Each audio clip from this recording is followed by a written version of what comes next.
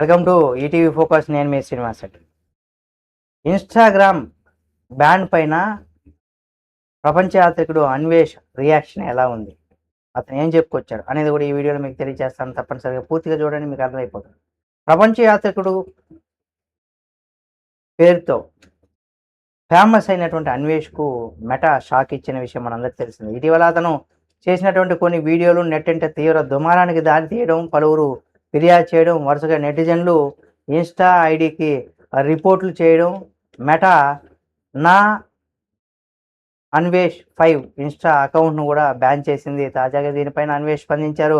మరో Insta account open చేసి అందులో తన రియాక్షన్ వీడియో పోస్ట్ చేశాడు. ఇన్స్టాగ్రామ్ ఛానల్ పోయినందుకు నాకేం బాధ లేదు.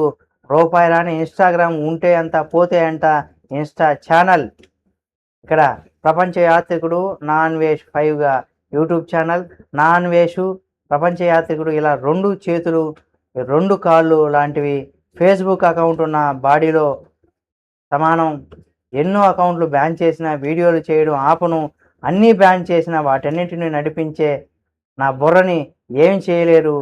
ఒక చేతిని విరగ్గొడితే ఇంకో చెయ్యి 2 కాళ్ళతో ముందుకు వెళ్తా, 2 చెయ్యి పోతే 2 కాళ్ళు, 2 కాళ్ళు కూడా తీసేస్తే బాడీతో పాకుకుంటూ వెళ్తా, దానిని తీసేస్తే నా బుర్ర ఆయుధంలా పనిచేస్తుంది.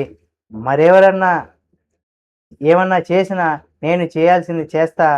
ఇన్స్టాలో ఎలాంటి ప్రమోషన్ లింకులు ఇవ్వలేదు, అయినా బ్యాన్ చేయించారు.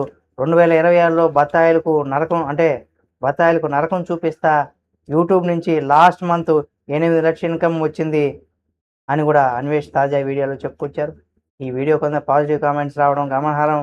మా సపోర్ట్ నీకే అంటూ కూడా నెటిజన్లు కొంతమంది అన్వేష్కి మద్దతు తెలిపారు. కాబట్టి ఈ మద్దతుతో మరింత రెచ్చిపోతున్నారని కూడా చెప్పుకోవచ్చు. ఈ వీడియో మీకు నచ్చితే లైక్ చేయండి. మరిన్ని వీడియోల కోసం మన ఈటీవీ ఫోకస్ ఛానల్ సబ్స్క్రైబ్ చేసుకొని పక్కన ఉన్న బెల్ బటన్ ఒకటి మాత్రం మర్చిపోకండి.